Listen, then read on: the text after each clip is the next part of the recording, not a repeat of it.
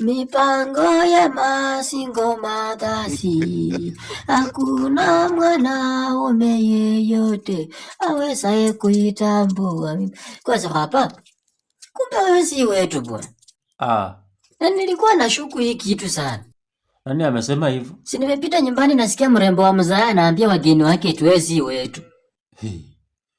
Yaani mamu ndo unaita mrembo wa mzaa? Yeah. Ni madhe ndo unaita mrembo wa mzaa? Na si ndiye.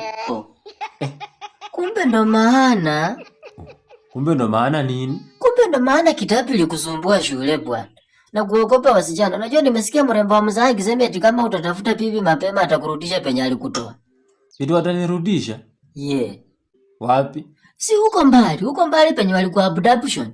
Eti kwa? Penye walikuwa abduction huko mbali. Kwa abduction ndio nini sasa? Si niko kwa orphanage penye wanaenda wanachukua watoto alafu wanaenda kukaa na wao. Adoption. Yeah.